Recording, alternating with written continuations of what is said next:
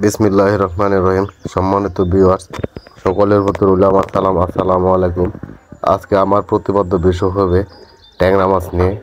ট্যাংরা মাছ কীভাবে বেশি টাকায় বিক্রি করা যায় অথবা অধিক মুনাফা অর্জন করা যায়। এখন ট্যাংরা মাছের চাষ বিষয়ে আপনাদের কাছে আমি কথা বলবো। আপনারা মনোযোগ সহকারে আমার এই ভিডিওটি দেখবেন ও শুনবেন। ট্যাংরা মাছ যখন আপনারা চাষ করবেন তখন দেখবেন সঠিকভাবে যদি পরিচর্যা করতে পারেন, সঠিকভাবে যখন লালন পালন করতে পারবেন, তখন আপনাদের ট্যাংরা মাছের এমন পরিমাণে লাভ হবে, সেটা হবে আপনাদের 3 গুণ লাভ হবে ট্যাংরাতে। আপনার খরচ টাকা থেকে 3 গুণ বেশি মুনাফা পাবেন, হ্যাঁ, এই ট্যাংরা মাছ বিক্রি করে। তাহলে আমরা ট্যাংরা মাছ চাষ করব, অধিক মুনাফা অর্জন করব। এখন কিভাবে অধিক মুনাফা অর্জন করব, অধিক টাকা কিভাবে এখান থেকে বাহির করা যায়, সেই বিষয়ে আমাদের জানার দরকার। কিভাবে ট্যাংরা মাছ চাষ করলে আমাদের যেন ক্ষতির সম্মুখীনে না পড়ে, যেন আমাদের লাভ এবং প্রফিট আসে এই ট্যাংরা মাছ চাষ করে। ট্যাংরা মাছের বাজার মূল্য অন্য মাছ থেকে ট্যাংরা মাছের বাজার মূল্য অনেক বেশি থাকে। তাই অল্প মাছ হলেই আপনাদের অনেক অনেক টাকা হয়ে যায়। এখানে 1 মণ মাছের দাম বাজার মূল্য ন্যূনতম এখন বর্তমানে 80 থেকে 90 কেজি। ট্যাংরা এখনও 20,000 টাকা মণ, বাজারে এখনও 20,000 টাকা মণ আছে। তাই আবার শিং মাছ কিন্তু এত দাম নেই। শিং মাছ এখন বর্তমানে বাজার মূল্য 30 টাকা কেজি, আপনার 8,500 থেকে 9,000 টাকা এর ভিতরে এখন বর্তমানে, হ্যাঁ। আর ট্যাংরা কিন্তু 80-90 টাকা কেজি, আপনার 20,000 টাকা মণ এখন বাজার মূল্য। তাহলে দেখেন কতটুক ব্যবধান এই ট্যাংরা মাছ আর শিং মাছের ভিতর। ট্যাংরা অল্প হলেও আপনার পকেট ভরে যায় টাকা দিয়ে, আবার শিং মাছ কিন্তু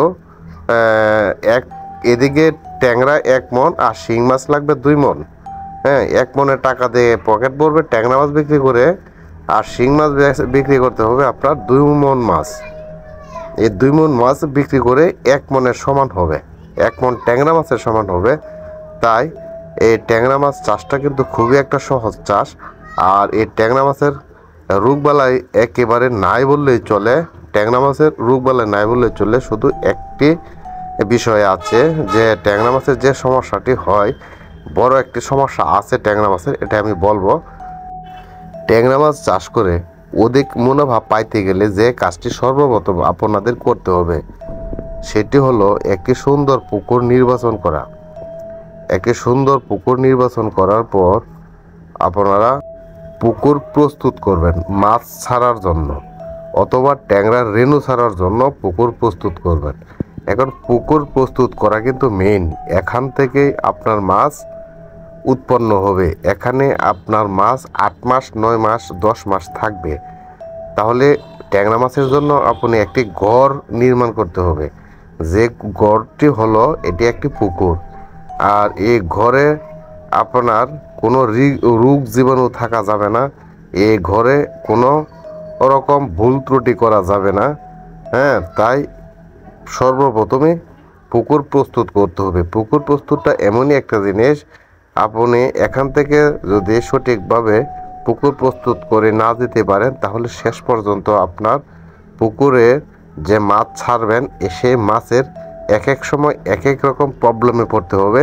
যেন আপনারা সেরকম প্রবলেমে না পড়েন, তাই আমি পুকুর প্রস্তুতের কথাই বলতেছি। এখন আপনার মনোযোগ সহকারে শুনবেন। পুকুর প্রস্তুত যখন করবেন, আপনারা সর্বপ্রথম পুকুরের পুরাতন পানি ফেলে দিবেন।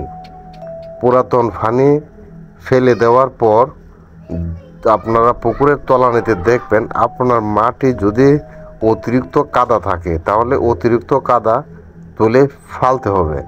অতিরিক্ত কাদা রাখা যাবে না। অতিরিক্ত কাদা থাকলে আপনার প্রচুর পরিমাণে গ্যাস থাকবে, গ্যাস হবে। আপনার কত দিবেন জিওলাইট, কত দিবেন ইউকা, কত দিবেন, হ্যাঁ, এসব দিতে দিতে আপনার টাকা চলে যাবে। জিওলাইট ইউকা আপনার দিতে হবে, কিন্তু তারপরেও আপনি 1 সপ্তাহ 2 সপ্তাহ পর পর যখন গ্যাস হয়ে যাবে, আপনি কিন্তু আপনার মাথা নষ্ট হয়ে যাবে, হ্যাঁ। তাহলে ভাই আপনারা আমি যে কথাটি বলতেছি এটি মাথায় রাখবেন। অতিরিক্ত কাদা আপনারা তুলে ফেলে দেবেন। অতিরিক্ত কাদা তুলে ফেলে দেওয়ার পর আপনার প্রতি শতাংশে 1 কেজি হারে চুন দিবেন। প্রতি শতাংশে 1 কেজি হারে চুন দেবেন। 1 কেজি হারে চুন দেওয়ার পর আপনারা পুকুর রৌদ্রে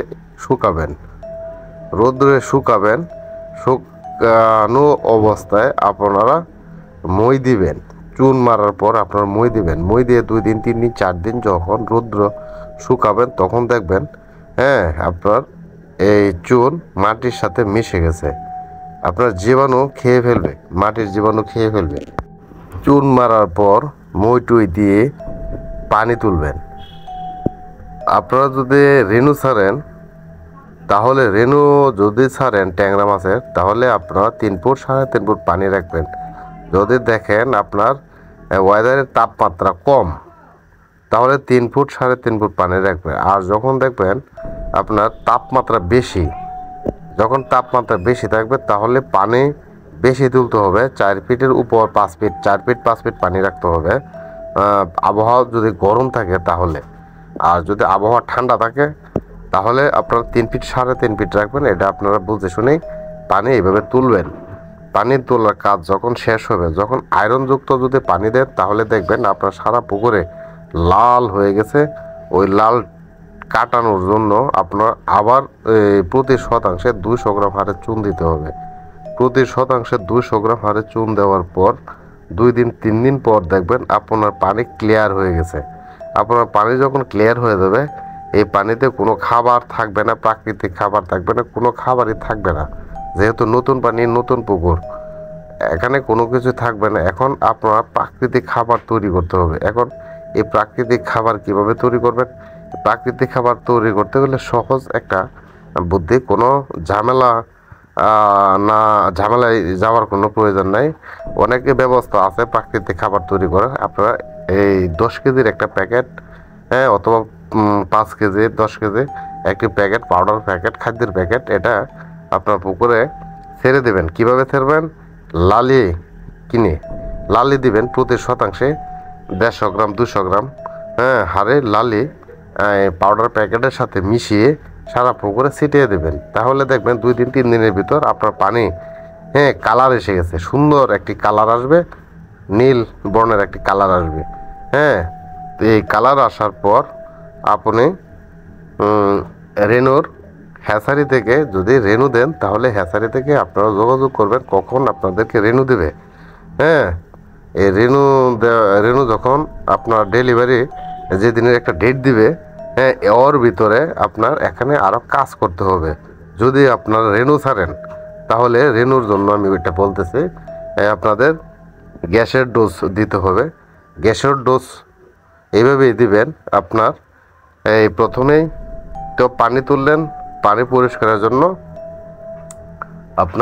পরিষ্কারের জন্য আবার ওই চুন দিলেন প্রতি 200 গ্রাম হারে চুন দেওয়ার পর আপনারা এই পানিতে যাতে প্রাকৃতিক খাবার তৈরি হয় তার জন্য আবার পাউডারের প্যাকেট দিলেন, সাথে লালি দিলেন। এখন আপনারা কাজ করতে হবে জিওলাইট, গ্যাসের ডোজ দেওয়া। জিওলাইটের সাথে ইউকাসিটি যারা দিবেন অ্যামোনিয়া ধ্বংস করার জন্য। তারপর আপনারা দিবেন উকুননাশকের ওষুধ দেওয়ার পর দিবেন জীবাণুনাশক ব্যবহার করার পরের দিন আপনারা দিবেন প্রোবায়োটিক যখন দিয়ে দিলেন আপনার পুকুরের আর কোনো কাজ থাকবে না, আপনার পুকুরের কাজ শেষ। যদি রেনুর অর্ডার যেদিন থাকবে ওই দিনকে আপনারা রেনু এনে আপনার পুকুরে ছেড়ে দেবেন। আপনার পুকুরে যখন রেনু ছাড়বেন, রেনু এনেই প্যাকেট থেকে সরাসরি খুলেই ঢেলে দিবেন না।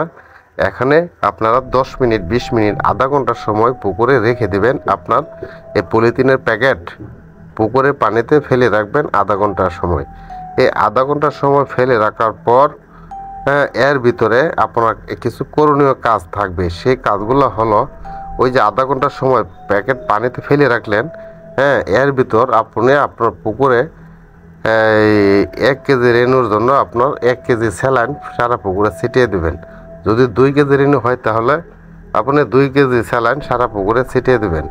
হ্যাঁ, এইভাবে স্যালাইন প্রয়োগ করবেন। স্যালাইন দেওয়ার পর আপনারা এই 1 কেজি রেনুর জন্য আপনারা 250 গ্রামের অক্সিজেনের প্যাকেট ছিটিয়ে দেবেন।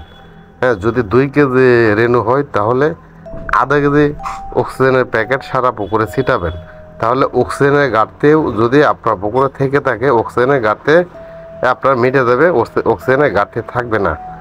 তারপর এইদিকে এই 2টা জিনিস ব্যবহার করার পর, হ্যাঁ, তা আধা ঘন্টার সময় যখন চলে যাবে তখন আপনার মাছ আস্তে আস্তে পুকুরে ছাড়বেন। হ্যাঁ, ছাড়ার পর আপনার এদিন আর কোনো কাজ থাকবে না, কোনো কাজ করার কোনো প্রয়োজন নেই, শেষ। রাত্রে 12টা 12:30টার সময় আপনার আর 250 গ্রাম একটি প্যাকেট সারা পুকুরে ছিটিয়ে দেবেন। হ্যাঁ, আর অক্সিজেনের ঘাটতি অথবা অক্সিজেন ফেল করে রাত্র 12টা 12:30টার পর থেকেই। তাহলে আপনি কোনো রিস্ক না নিয়ে মেরে দেবেন একটা 250 গ্রামের প্যাকেট। তাহলে দেখবেন আপনার 3 দিন 4 দিন পর অথবা 1 সপ্তাহ পর দেখতে পারবেন আপনার পুকুরের রেনু প্রোডাকশন এসে গেছে। আর যখন দেখবেন আপনার পুকুরের 5 দিন অথবা 1 সপ্তাহের ভিতর যদি আপনি পুকুরের যদি রেনু না পান, কোনো পোনা না পান, খুব খেয়াল করে দেখবেন, খুঁজে দেখবেন। যদি না পান তাহলে আবার হ্যাচারিওয়ালা ভাইদেরকে বলবেন আমি পুকুর প্রস্তুত করছি ভালো করে আপনি যেভাবে প্রস্তুত করছেন সেভাবে তাদের কাছে বলবেন। তারাও বললো না ঠিক আছে, হ্যাঁ, আবার আপনাকে পুনরায় রেনু দিবে। হ্যাঁ, অথবা কিছু টাকা হয়তো কোনো হ্যাচারি চাইতেও পারে, আবার কোনো হ্যাচারি আবার ফ্রি আপনাকে দিতেও পারে।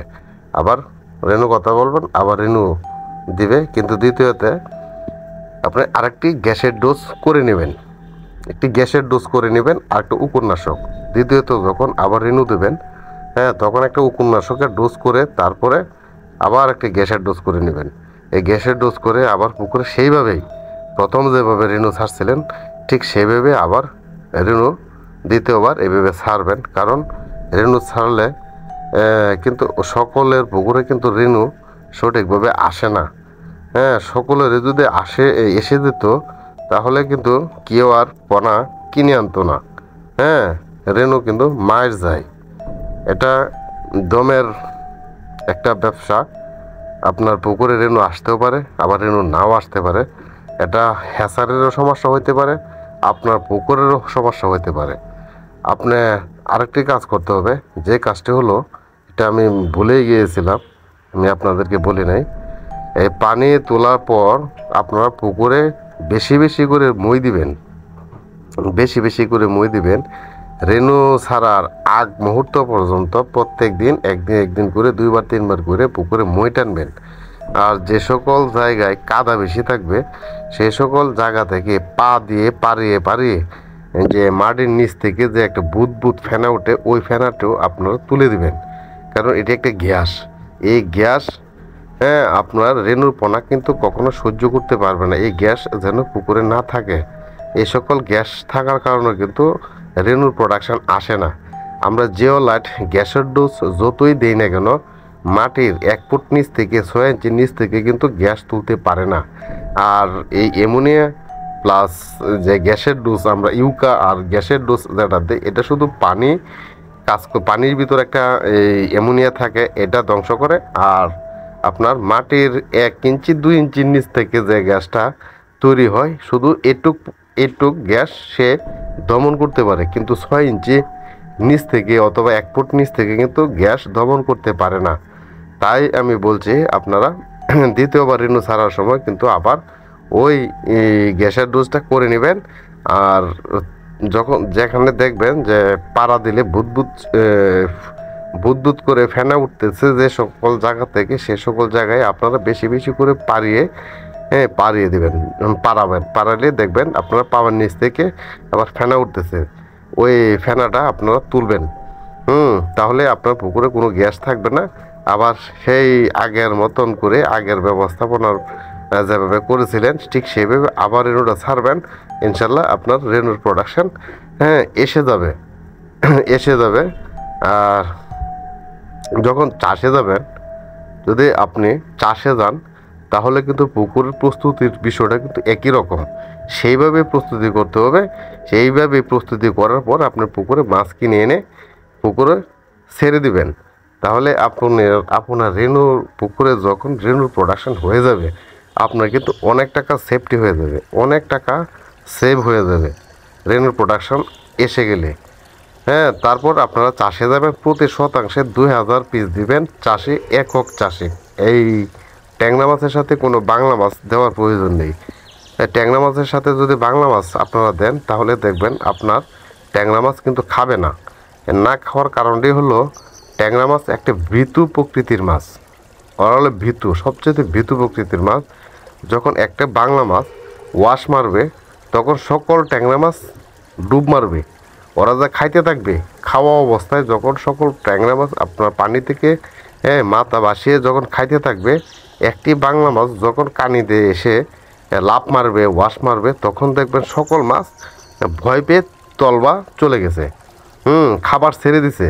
এরকম অবস্থা কিন্তু হয়। যখন খাবার ছেড়ে দেয়, তখন কিন্তু পুনরায় আবার কিন্তু খাবার ধরতে চায় না। হ্যাঁ, কিছু কিছু মাছে সে আবার খাবার ধরে, আবার কিছু কিছু মাছ খাবার ধরে না। এটা হলো ট্যাংরা মাছের বেলায়। ট্যাংরা মাছ এমন একটা ঋতু, তাই আমি বলি, সাজেস্ট করি যে আমরা ট্যাংরা মাছ যারা চাষ করবেন, সাথে বাংলা দিতে যাবেন না। কারণ বাংলা দিতে গেলে কিন্তু আপনার ট্যাংরা মাছ সঠিকভাবে বড় হবে না।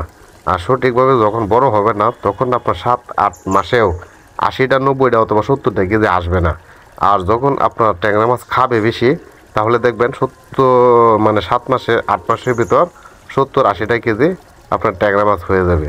তা 8 মাসে যদি আপনার 7 মাসে যখন আপনার এই 80টা কেজি 70টা কেজি এসে যায়, এতে আপনার একটা বাম্পার রেজাল্ট আসবে, বাম্পার একটা রেজাল্ট আসবে। আর এটাতে কোনো রোগ বালাই নেই। হ্যাঁ, এটা রোগ বালাই নেই, শুধু আছে একটা অক্সিজেন ফেল।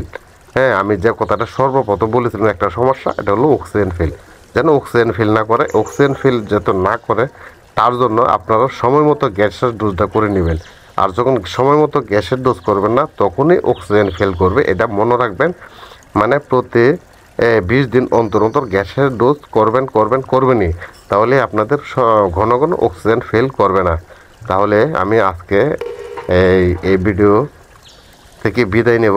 আর আমার এই ভিডিও যদি ভালো লেগে থাকে, তাহলে আমার এই চ্যানেলটিতে একটি সাবস্ক্রাইব করবেন, আর লাইক দিবেন, কমেন্ট করবেন। কোনো কিছু জানতে আমাকে কমেন্ট করবেন, আমি কমেন্টের উত্তর দেওয়ার চেষ্টা করবো ইনশাল্লাহ। খুদা হাফেজ, আল্লাহ হাফেজ।